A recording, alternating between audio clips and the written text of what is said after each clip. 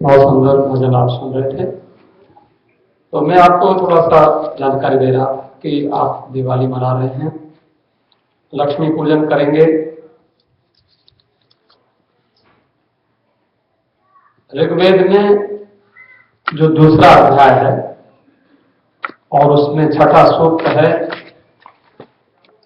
हम प्रत्येक सोमवार को उसका पाठ करते हैं। वो श्री सूक्त, जिसके आनंद करदम ऋषि हैं, जिसमें आपने सुना होगा हिरण्यवर्णाम हरिणीम सुवर्ण तस्रजाम चंद्राम हिरण्मयीम लक्ष्मीम जात वेदोम आवह इत्यादि ब्राह्मण लोग मंत्रों का प्रयोग करते हैं। गंधर्व द्वाराम दुरादर्शाम नित्य पुष्टाम हरीशिनीम ईश्वरीम सर्वभूतानाम तामिहोपहवये श्रियम। बहुत अच्छा। तो आप हो सके तो दीपावली के दिन इस श्री सूक्त का पाठ करें। शंकराचार्य जी किसी के घर में गए, दीपावली का दिन था। लोग तो लक्ष्मी जी को वो अपने घर में बुला रहे थे। जिस महिला के घर में पहुंचे वो कहती है, बाबा जी क्या चाहिए? बोले, मां भिक्षा दे। कहती, मेरे घर में तो कुछ नहीं है। बोले, कुछ नहीं है तो देखो, जिसके पास कुछ नहीं होता खेती में कुछ बोना पड़ता है तो मिलता है ना। एक मुट्ठी कोई बोता है तो उसको ढेर सारा मिल जाता है। बोले, कुछ तो तुझे देना पड़ेगा, ऐसे तो मैं भी कुछ नहीं दे सकता, तेरे घर में कुछ तो होगा। उसने अपने घर में किचन में रसोई में जाकर देखा तो एक सूखा हुआ आंवला पड़ा हुआ था। आंवला, कई लोग आंवला खाते हैं, आंवला खाने से पेट ठीक रहता है।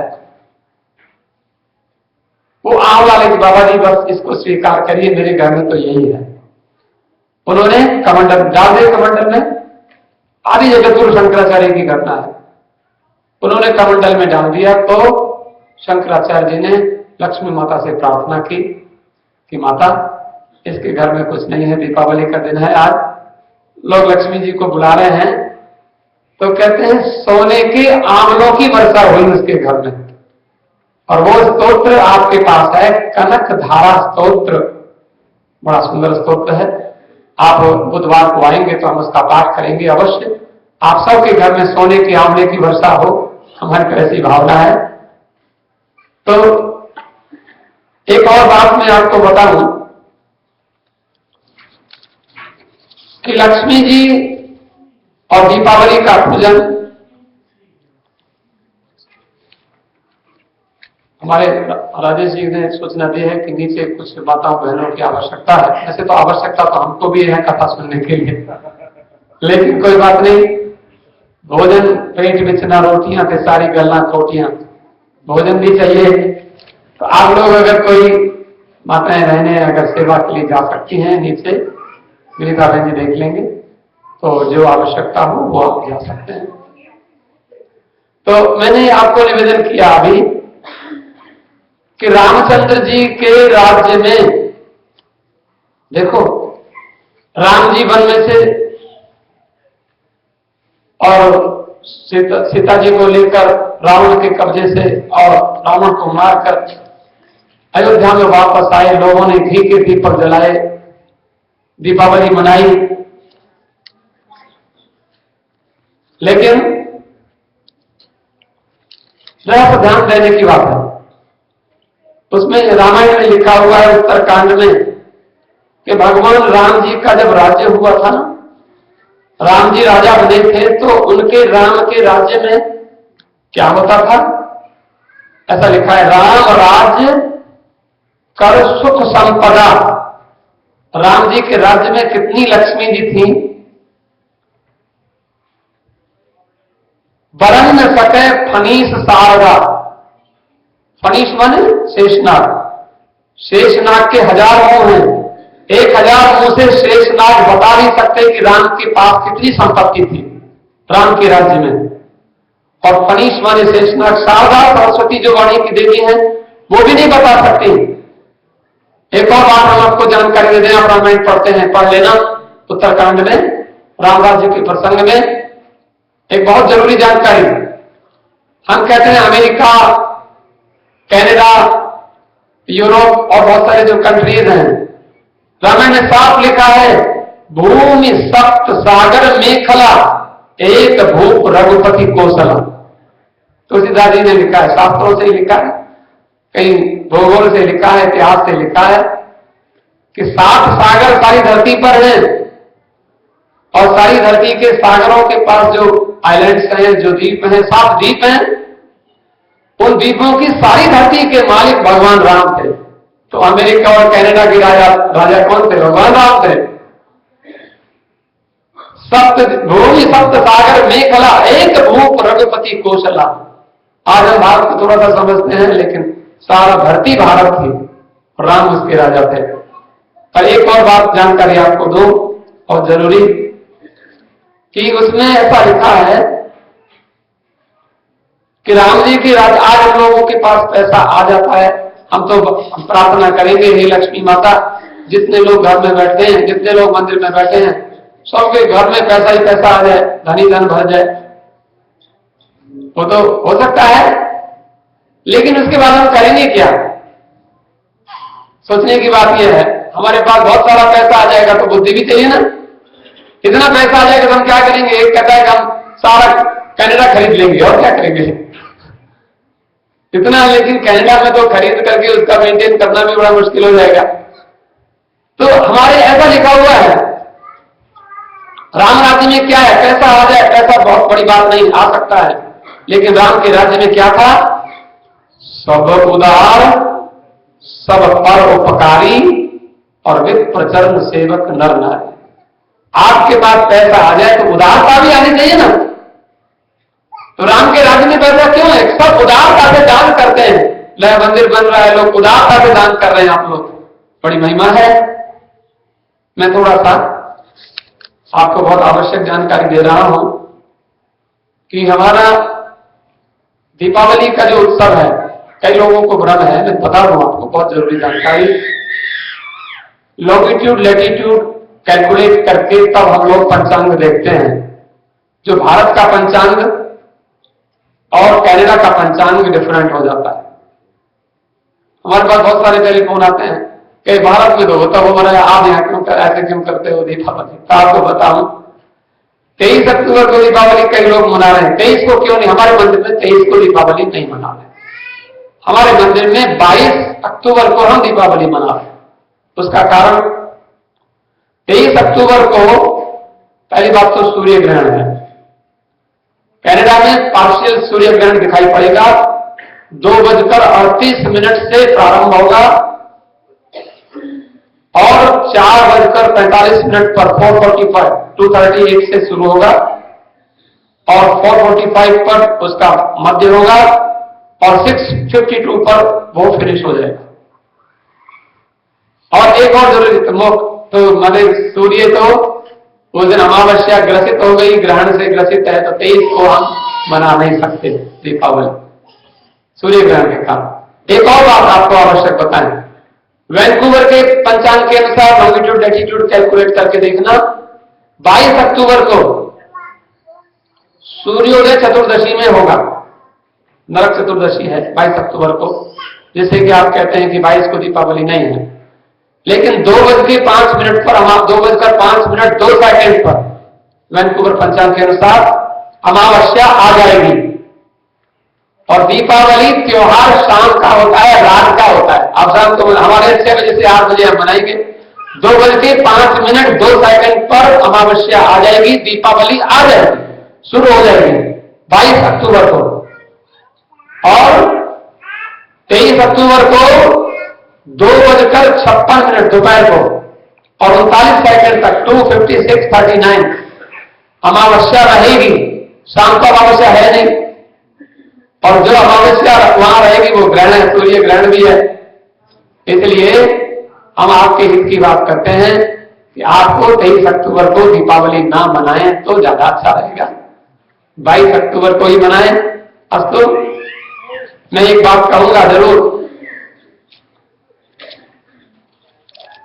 दीपावली की पूर्व संध्या पर, दीपावली के पूर्व सत्संग पर, प्रवचन पर, आज रविवार है तो उसके बाद तो दीपावली के बाद में रविवार दूसरा आ जाएगा। दीपावली के बाद एक महात्मा कहते हैं बड़ी अच्छी बात, हम लोग लक्ष्मी जी के लिए दौड़ते हैं, लेकिन 2 श्लोक मैं आपको सुनाता हूं धर्मशास्त्र के।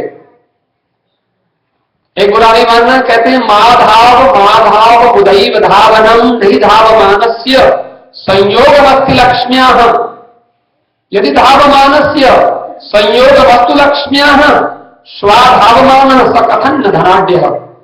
ऋषियों की वाणी है।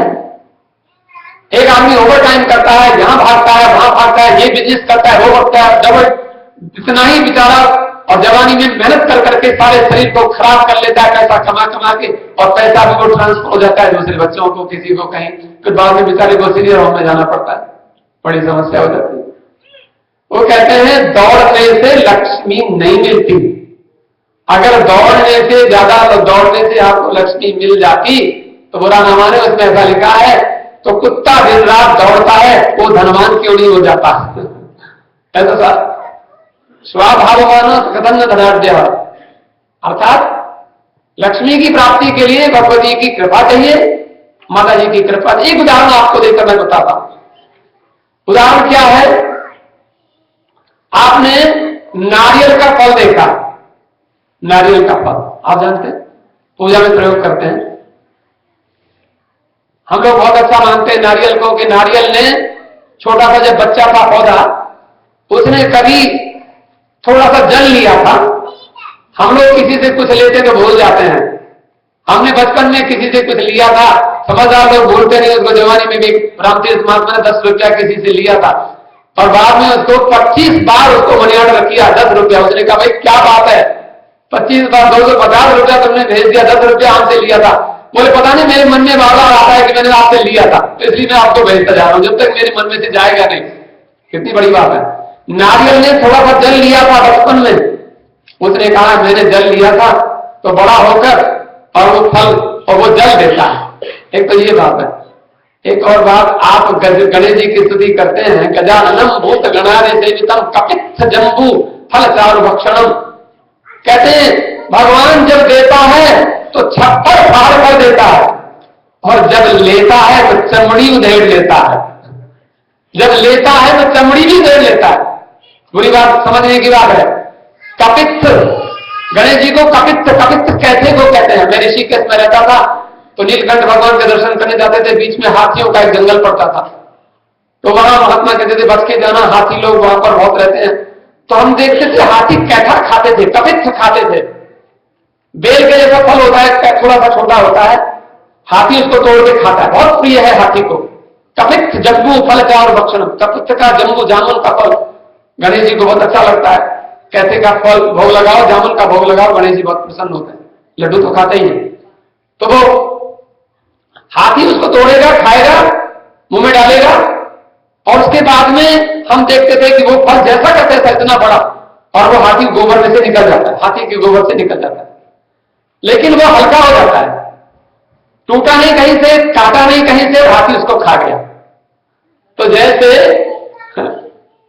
कहते हैं निर्गतात् यदा लक्ष्मी गजभुक्तम कपित्थवत्, जब लक्ष्मी जी जाती हैं तो किसी को पता नहीं चलता कहां से जाती है, कैसे जाती है, कहां गई, रातों रात पता नहीं चलता कि हम धनहीन हो जाते हैं।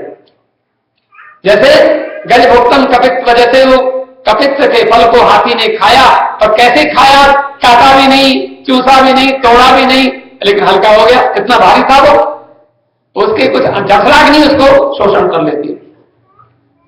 और जब लक्ष्मी जी आती हैं तो नारियल के फल में कौन सी सिरिंज से, डॉक्टर साहब कौन सी सिरिंज से वहां पर भरा गया होगा, लबालब भर जाता है पूरा, एक ड्रॉप डालने की भी उसमें जगह होती नहीं, इतना नारियल भरा होता है पूरा। उसको तोड़ो तो बिल्कुल पूरा भरा होता है। कैसे भर गया, कैसे वहां किसने उसमें जल भेज दिया। तो आगता यदा लक्ष्मी, जब लक्ष्मी जी आती हैं तो नारिकेल फलम यथा, जैसे नारियल का फल जैसे लबालब भर जाता है। जब आती है, आती हाथी भरता जाता है, भरता जाता है, भरता जाता है, और हम बहुत बड़े अमीर हो जाते हैं। देखो ये माता जी की कृपा। एक कथा छोटी सी सुना करके मैं विश्राम दूंगा। कथा नहीं है, एक छोटी सी बात है। एक राजा था, उस राजा के घर में कोई बालक नहीं हुआ। ध्यान से सुनना, छोटी सी बात बहुत बड़ी है। लेकिन राजा को चिंता कब हुई कि जब उसको अपना उत्तराधिकारी बनाना था। अब राजा के पास उत्तराधिकारी बनाने के लिए तो बच्चा तो चाहिए ना। ब्राह्मणों को बुलाया, विद्वानों को बोला मेरे घर में बेटा नहीं है, मैं किसको राज्य सौंपूंगा? राजगद्दी को विद्वान अच्छा बच्चा होना चाहिए। अब हम लोग जैसे होते हैं वैसे ही हमको गुरु मिल जाते हैं। राम जी को वशिष्ठ जी गुरु जी मिले, हम लोगों को ऐसे गुरु मिल जाते जैसे हम हैं। हम गुरुओं का दोष है, गुरु जी हमारे खराब हैं। बोले आप कैसे हो? सचमुच है, ये सच्चाई है। हम जैसे होते हैं वैसे ही हमको गुरु मिलते हैं। राजा को एक गुरु मिल गए, और गुरु कैसे मिल गए? थोड़ा सा गड़बड़ गुरु। वो कहते हैं एक काम करो। बोले क्या? एक किसी लड़के की बलि चढ़ा दो तो तुमको लड़का हो जाएगा। अब ये तो बहुत बढ़िया गाइडेंस तो नहीं है। एक किसी का जीवन ले लो तो तुम्हारे बच्चा हो जाए। राजा ने कहा विचार करते हैं। बहुत विचार किया राजा को, 2-4 साल हो गए। सोचा उसको बुलाओ तांत्रिक को, चलो एक बलि चढ़ाने का काम भी कर देते हैं। कुछ लोगों ने समझाया बुझाया, लड़का कहां से लाए जिसकी बलि चढ़ाई जाए? तो बोले खरीद लिया जाए। राजा ने मंत्रियों से कहा जाओ प्रजा से कहो तो कोई अपना बच्चा बेचे तो 10 लाख सोने के सिक्के में हम एक बच्चा खरीद लेंगे। अब 10 लाख सोने के सिक्के किसको बुरे लगते हैं? एक सिक्के में 10 ग्राम वजन होता है। सोचो 10 ग्राम सोना, 10 लाख सोने के सिक्के। उसने कहा ठीक है। कोई बच्चा बेचता है, बच्चा सबको प्यारा, सबने अपनी छाती से लगा लिया। बेटा हम तो अपना बच्चा मरने के लिए, बलि चढ़ाने के लिए 10 लाख सोने के सिक्के लेकर नहीं देंगे। किसी ने नहीं दिया। राजा ने कहा भाई हमारा काम नहीं होगा। नहीं हुआ, साल भर हो गया नहीं हुआ। दीपावली आई, बोले हमारा काम होना चाहिए कि हम जाते हैं महाराज। मंत्री लोग घर घर में गए, तुम्हारे घर में कितने बच्चे हैं? किसी से पूछा, हमारे घर में 1 है। अब तुम्हारे घर में कितने? 2 है। हम अपना बच्चा नहीं देंगे। 2 है, 4 है तो भी हम नहीं देंगे। हम गरीबी में रहेंगे, अपना बच्चा क्यों देंगे मरने के लिए? एक के बाद तुम्हारे पास कितने बच्चे? बोले 3 बेटे हैं। एक बेटा राजा को दे दो। उसने कहा घरवाली से पूछते हैं, बोले 10 लाख सोने के सिक्के ले लो। उसको आग्रह किया, वो मान गया। पत्नी ने कहा कोई बात नहीं, ऐसा करते हैं एक बेटा दे देते हैं, हमको 10 लाख सोने के सिक्के मिल जाएंगे, थोड़ा सा घर में आराम से जीवन बीत जाएगा। बहुत अच्छा है। एक बच्चा देने का संकल्प कर लिया। पति पत्नी आपस में सोचते हैं कौन सा बच्चा दिया जाए। पति ने कहा बड़ा वाला दे दे। बड़ा वाला तो आपके काम में बहुत हाथ बटाता है। मुश्किल से तो पाल पोस के उसको बड़ा किया है, तुमको मुश्किल होगी काम करने में। और छोटे बच्चे धीरे धीरे बड़े होंगे, कब काम हाथ बढ़ाएंगे। बड़े को हम नहीं देते। अच्छा तो छोटा वाला दे दे। छोटा वाला उसने अभी देखा ही क्या है, बहुत छोटा है, थोड़ा बड़ा हो जाए। और वो मेरे साथ सोता है, मेरे साथ खाता है, मेरे बिना तो मां कहां गई, मां का वो तो बहुत दुखी होगा, उसकी बलि करवा देंगे। बोले फिर तो रह गया बीच वाला। बीच वाले को दे दे। बोले हाँ बीच वाले को दे दो। बीच वाला सुन रहा था। बीच वाले ने कहा माँ बाप से, माँ मुझे क्यों देती है? बड़े को नहीं दिया, छोटे को। बीच वाला, हाय भगवान, हे लक्ष्मी माता, तूने मुझे बीच वाला क्यों बनाया? आज मेरी लोग बलि चढ़ाएंगे। लेकिन जब उसको माँ बाप ने कहे तू हमको चाहता हम गरीब मर जाएंगे, तुझे हमने पैदा किया है। उस बेचारे ने जब कहा कि माँ बाप ने जब मेरा त्याग ही कर दिया तो मुझे जी के क्या करना। उसने कहा भाई मैं चलता हूं। राजा के पास चला गया। राजा ने उसको बहुत बढ़िया अपने घर महल के पास रखा, बढ़िया भोजन खिलाया, खूब अच्छा। लेकिन उसके बाद राजा ने जब समय आया दीपावली के दिन, बोले दीपावली के दिन इसकी बलि चढ़ाएंगे तो हमारे घर में बच्चा हो जाएगा। उसको बलि चढ़ाने के लिए रखा। पंडित जी आए, इसके भेंट चढ़ाओ लक्ष्मी माता को। अब लक्ष्मी माता को ऐसी थोड़ी है किसी बच्चे की भेंट लेती है। लेकिन देखो दुर्बुद्धि। लेकिन भगवान की कृपा, जाको राखे साइया। लक्ष्मी जब आती है तो कैसे आती है जरा ध्यान देना। क्या हुआ? उस बच्चे ने मरने के लिए संकल्प करके खड़ा हो गया। राजा ने पूछा बेटा अब तुम्हारी बलि चढ़ाई जाएगी, अब तुम्हें कुछ अंतिम इच्छा है तो मांग लो। उसने कहा मेरी एक इच्छा है। तो क्या है? बोले थोड़ी सी मिट्टी चाहिए। मिट्टी? बोले हाँ मिट्टी मंगाओ। बोले मिट्टी मंगाओ। थोड़ी सी और चाहिए, थोड़ी गीली मिट्टी। बोले और मंगा देना। जैसे बच्चे क्या कहीं मिट्टी, नदी के किनारे बच्चे घर बनाते हैं मिट्टी के। तो देखे तो मिट्टी का क्या करोगे? हम खेलेंगे। अच्छा खेलो। मिट्टी से घर बनाने लगा। उसने 3 घर बनाए, छोटे छोटे घर, 3 घर मिट्टी के बनाए। बना के उनको देखता रहा, कभी इसको देखता है, उसको देखता है, इसको देखता है। तीनों घरों को देखता रहा। बच्चे बच्चे देखो तुम्हारी बलि का समय आ गया, तो जल्दी से अपने खेल को फिनिश करोगे? बोले बस फिनिश करने वाला हूं, थोड़ी देर और खेल लेता हूं। अच्छा ठीक है। और देखता रहा तीनों घरों को, एक घर तोड़ दिया, दूसरा तोड़ दिया, तीसरा उसको देखता रहा, नहीं तोड़ा। राजा ने कहा आप बोलो। बोले महाराज मेरा खेल पूरा हो गया, आप मुझे जो चाहे करो, अब मुझे खेलना नहीं है। बोले इसको तोड़ दो। बोले ये मैं नहीं तोड़ूंगा। इसको क्यों नहीं तोड़ोगे? उसने कहा महाराज ये मेरी पर्सनल बात है, ये आप मुझसे क्यों पूछते? मेरा खेल है, आप कौन होते पूछने वाले? बोले नहीं मैं पूछूंगा। बोले आपकी समझ में आने वाला नहीं है, आपको मेरी बलि चढ़ानी है, आपको बेटा चाहिए, आप मेरी बलि चढ़ा दो, अपना काम करो। बोले नहीं।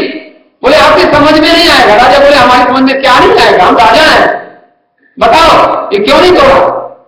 उसने कहा सुनोगे? बोले हाँ। अच्छा सावधान कॉन्सेंट्रेट होकर सुनना। बोलो। बच्चा कहता है मैंने एक घर तोड़ा। वो मैंने क्या, वो घर मैंने अपने घर वालों का, माँ बाप का घर था, वो तो मेरा टूट ही गया, माँ बाप ने मुझे मरने के लिए भेज दिया, उसको मैंने तोड़ दिया। दूसरा घर, राजा जिसका कोई सहायक नहीं होता, राजा उसकी सहायता करता है, तो दूसरा घर मैंने, अब तो आपसे भी आशा टूट गई, क्योंकि आप भी मुझे मरने के लिए, अपने स्वार्थ के लिए, आपको बेटा हो जाएगा, मेरी भेंट चढ़ा रहे हो, तो मैंने आपका भी ये घर तोड़ दिया। बोले तीसरा तो परमात्मा का है। अब तो मुझे परमात्मा के घर का सहारा है कि परमात्मा संसार में, दुनिया वाले संसार से बैरी हो गए, लेकिन परमात्मा किसी का बैरी नहीं होता। आखिर जब सबके सहारे छूट जाते हैं, तेरा सहारा सच्चा भगवान और सहारे झूठे, भगवान का सहारा तो सच्चा है, हे प्रभु। तो बोले फिर तुमने ये बोले ये तो मैंने नहीं तोड़ा, अब मुझे आप मार डालो, बलि चढ़ा दो। राजा थोड़ा सोचने लगा।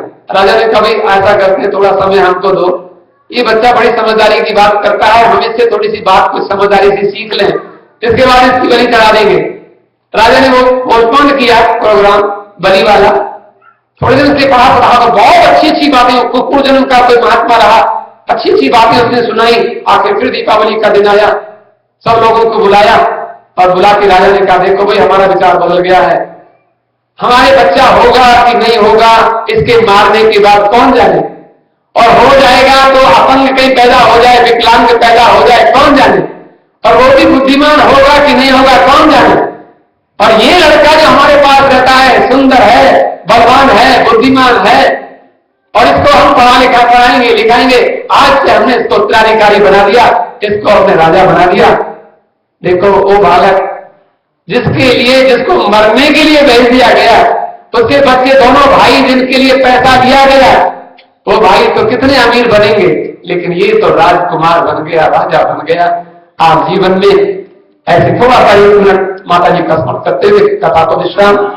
जय लक्ष्मी कल्याणी मैया, जय लक्ष्मी कल्याणी, जय लक्ष्मी कल्याणी मैया, जय लक्ष्मी कल्याणी।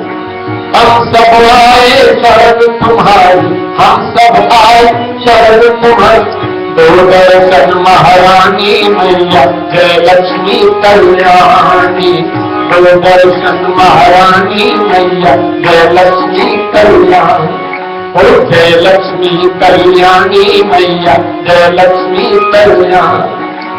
तू मंगल में पावन मैया, तू मंगल में पावन मैया, तू मंगल में पावन मैया।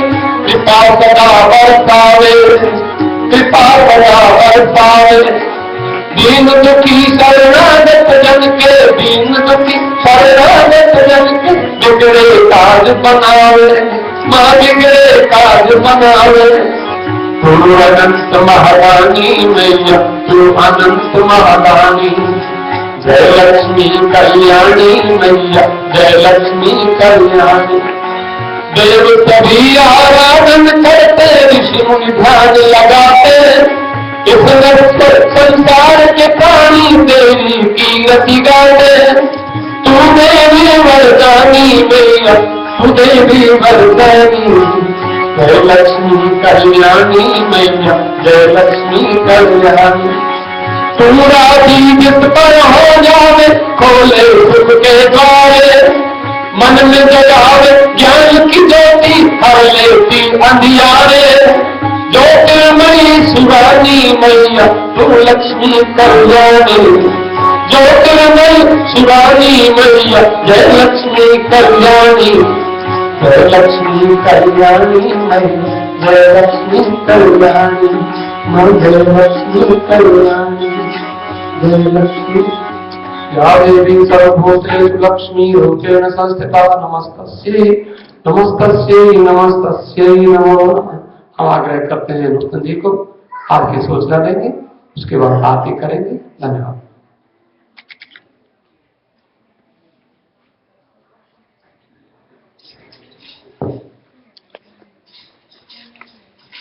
धन्यवाद स्वामी जी। जय श्री कृष्ण। यहाँ आए सभी भक्तजनों का बहुत बहुत स्वागत है।